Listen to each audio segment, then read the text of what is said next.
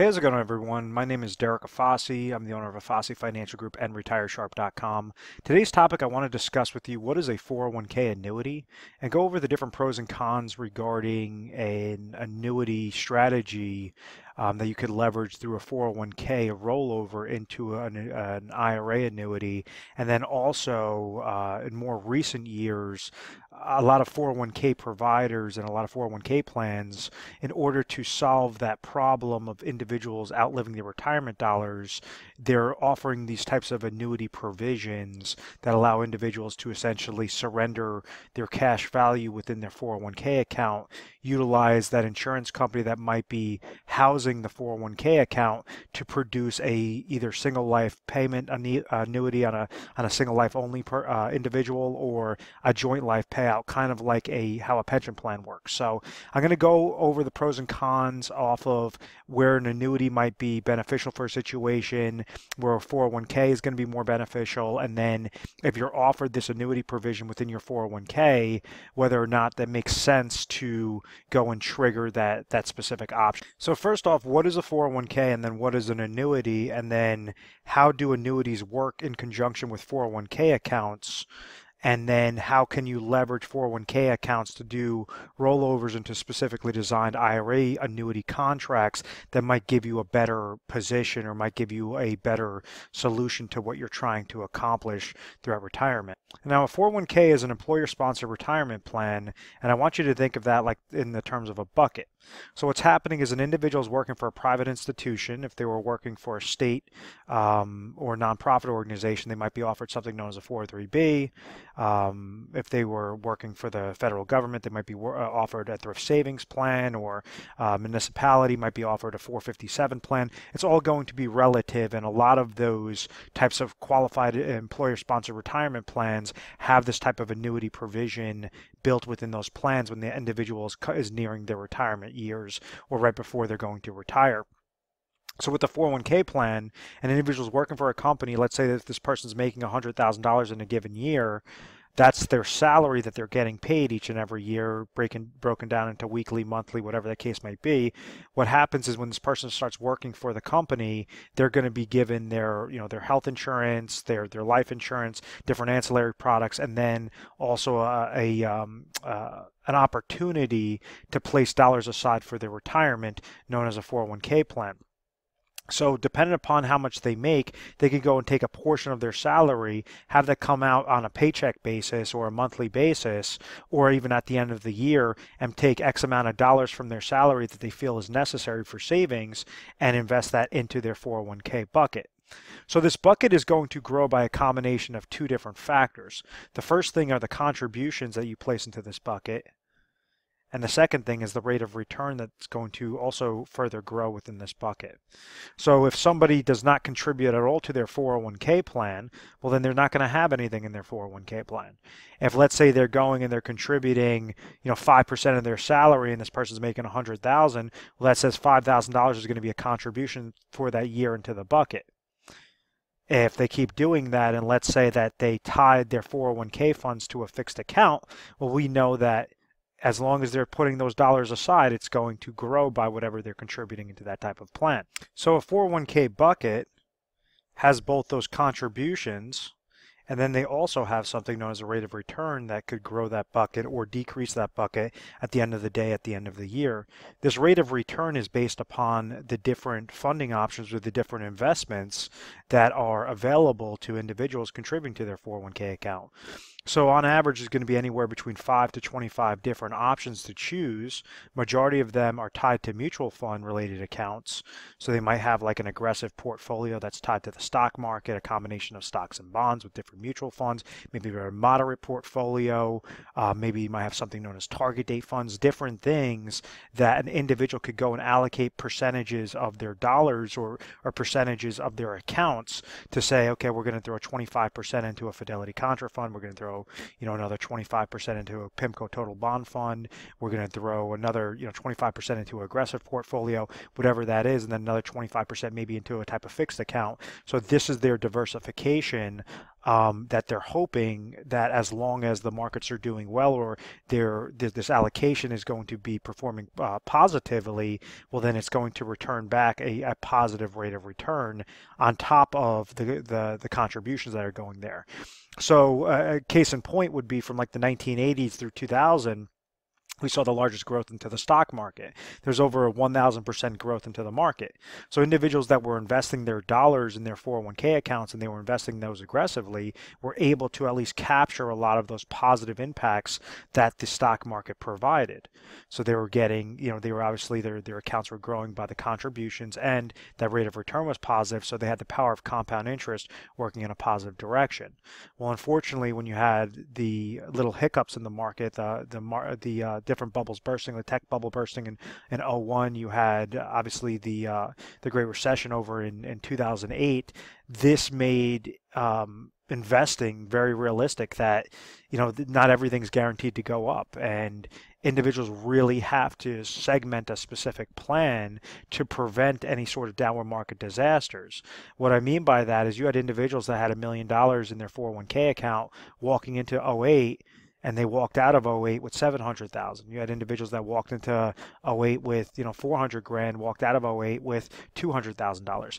Very large losses that had a significant impact on when that individual was able to retire, and if they were already retired, had a very significant impact, because now they were pulling monies from that account, and that account dropped down, and they were still paying different 401k related fees. So instead of the compound interest working in a positive direction, that compound interest went against their accounts and liquidated their accounts very, very quickly.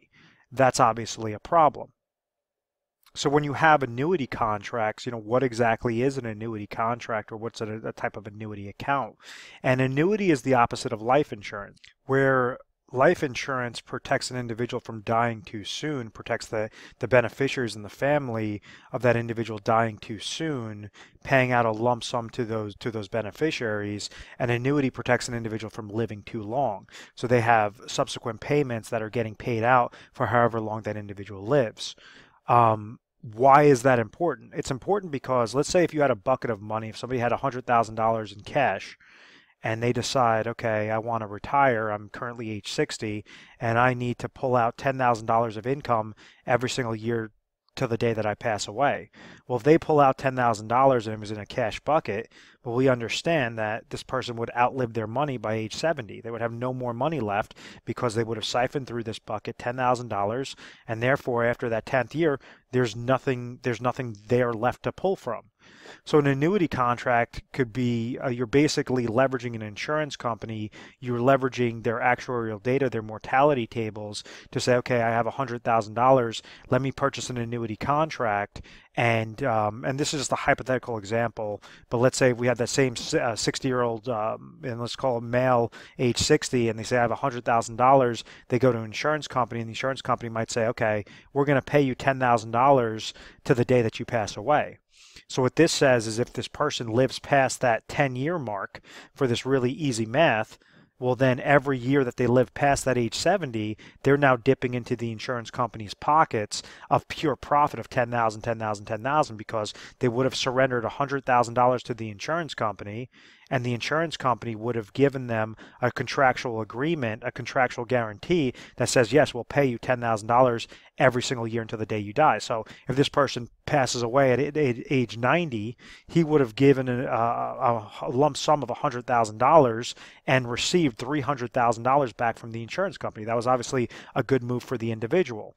Let's say if this person went and started pulling out those monies, let's say he passed away after 2 years, well, they would have paid $10,000, $10,000, $20,000 would have been paid to that individual, and now $80,000 was left over to the insurance company, and now the insurance company made an $80,000 profit. So therefore, the insurance company would have won it in that scenario.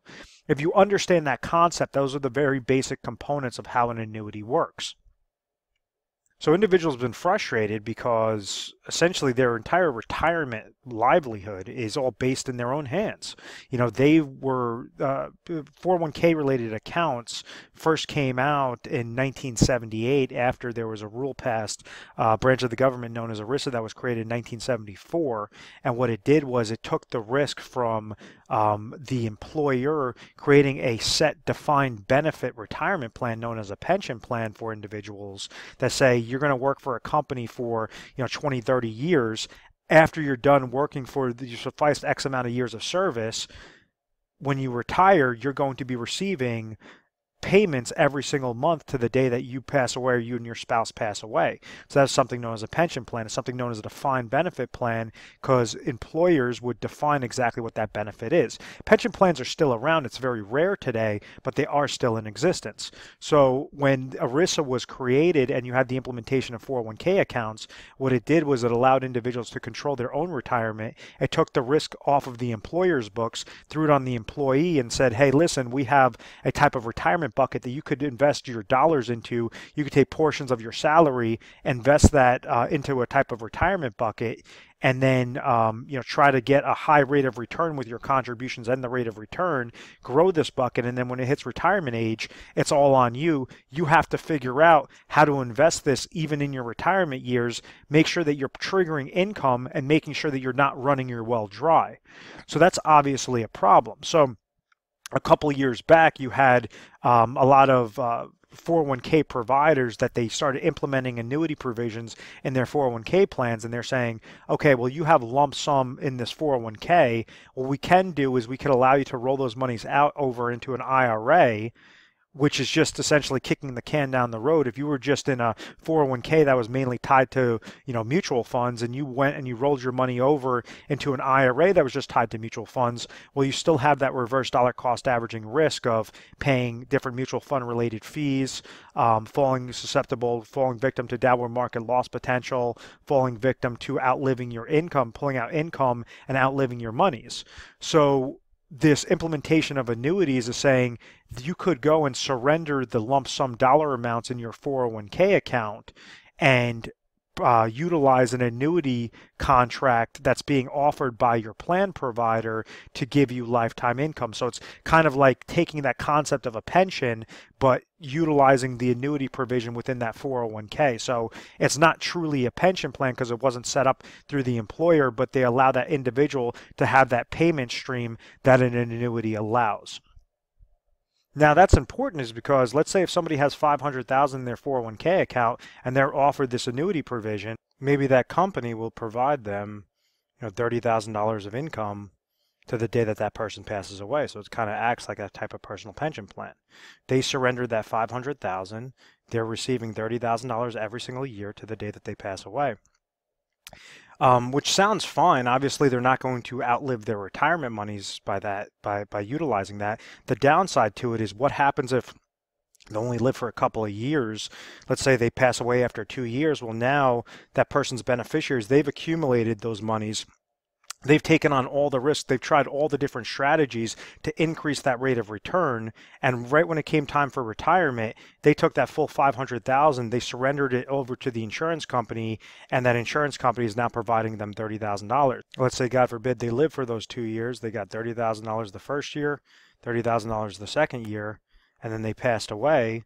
That means they would have only received back $60,000 off of providing $500,000 to the insurance company, and now this insurance company walks away with a $440,000 profit.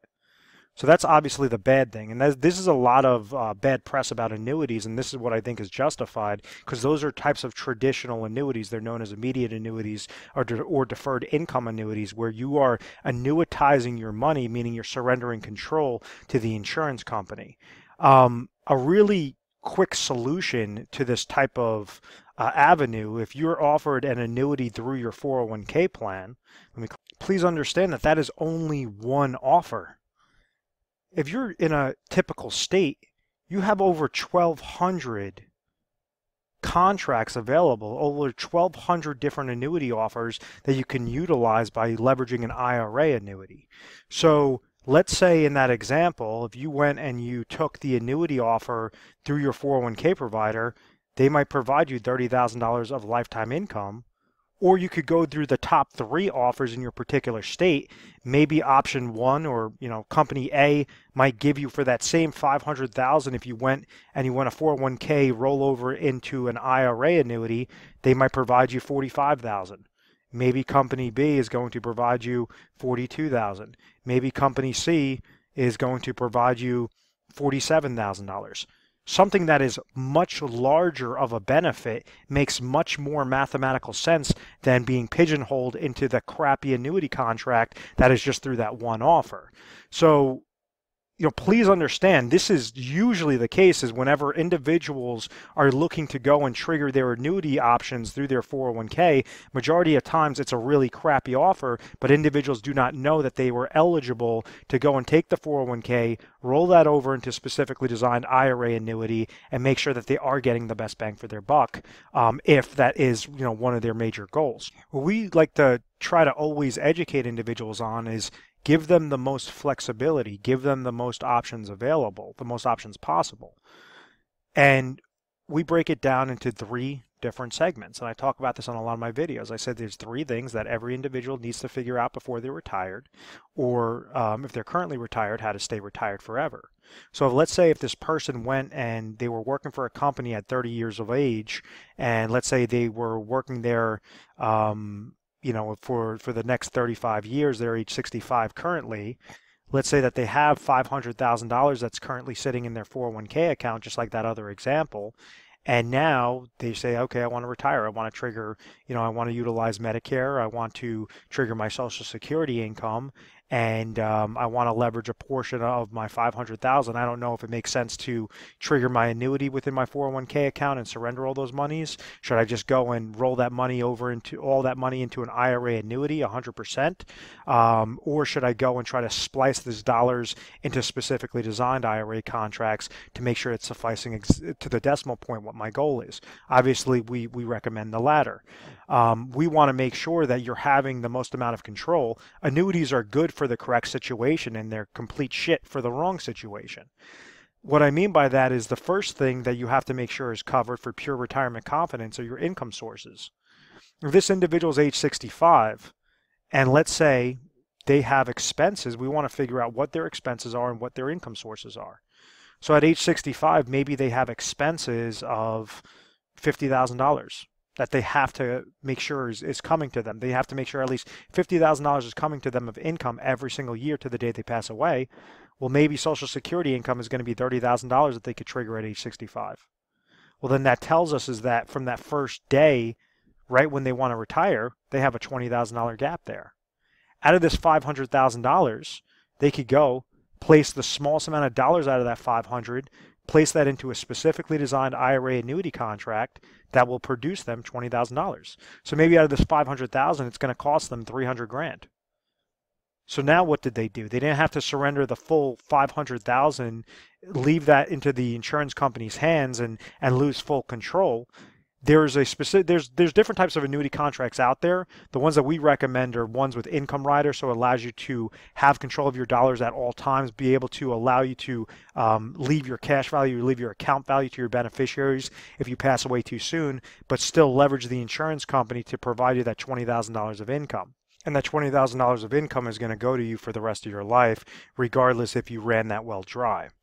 Kind of like that other situation where I was saying where the individual wins. So we always want to make sure we're trying to set up plans that get into the company's pockets that much faster, as fast as possible. So now you're receiving pure profit of $20,000 each and every year.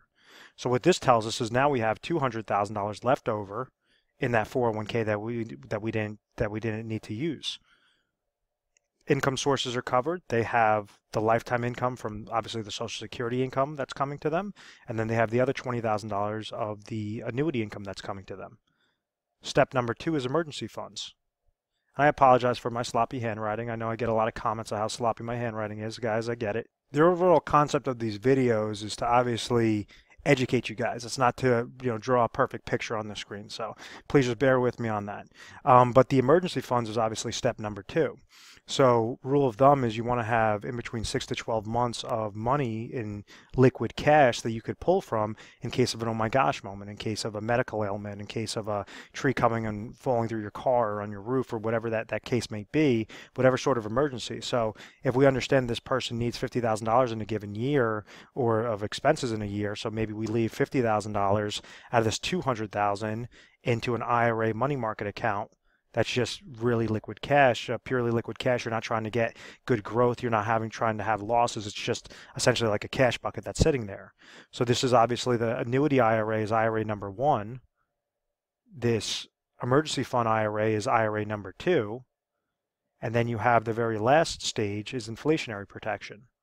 And this could be done in a couple different ways. You could utilize an annuity laddering strategy where you're having step-ups of income. So what do I mean by inflationary protection? Well, at age 65, if we understand that this person needs $50,000 of expenses at age 65, probably around age 67, he's going to need about $52,000.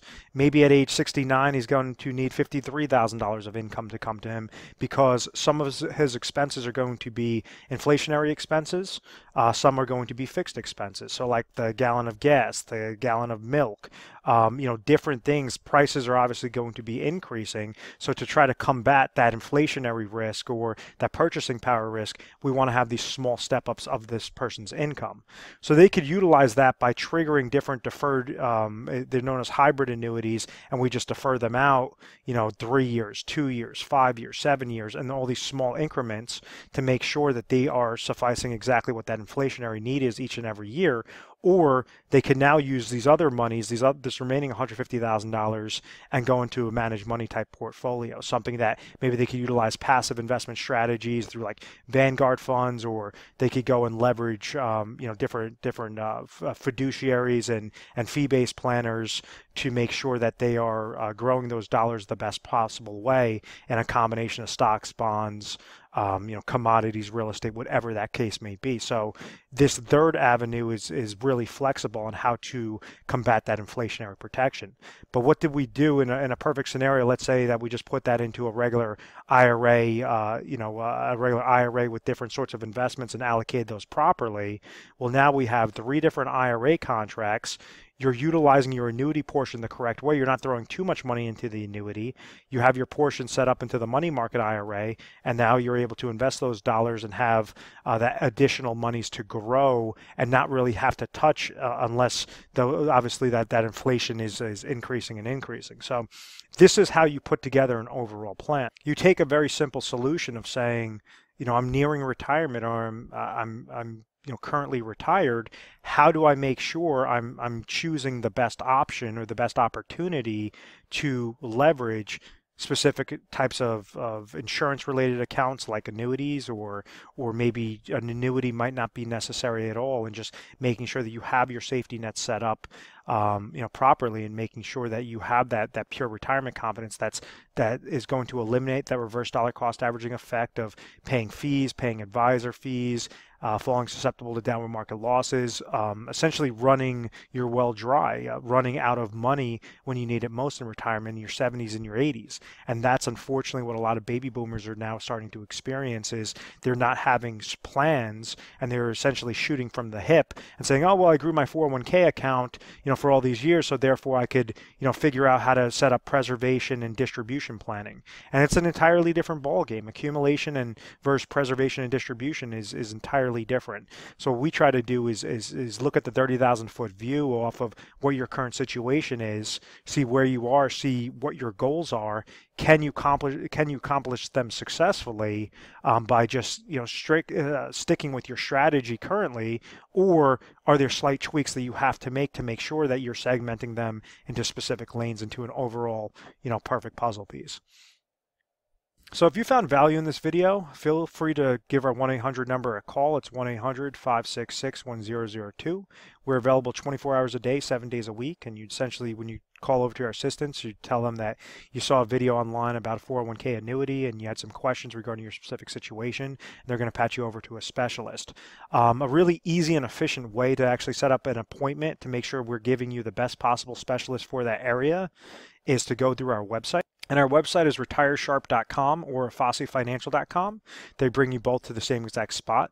And what's going to happen is on the bottom right-hand side, you're going to see a little schedule your phone meeting is going to be able to pop up and allow you to book your strategy session directly with us. So you could see our appointment schedule, or you could set it up for a more convenient time, and then we'll make sure that somebody is available to take your phone call at that time and try to help you out best way possible. But after you're dealing with a specialist, they're going to ask you a slew of questions, try to figure out your situation, and then we try to educate first and foremost through literature pieces, personalized videos, just different virtual conversations, different things to make sure you're comfortable if we did find solutions, how to move forward so that you're as confident as possible. And we are A+ rated on the Better Business Bureau. We've always had very good reviews. We've never had any complaints. I believe it's because of this methodical process. I want to thank you very much for watching this video, and please feel free to subscribe to our YouTube channel, Retire Sharp, so you could have access to the most updated videos. Thanks so much, guys.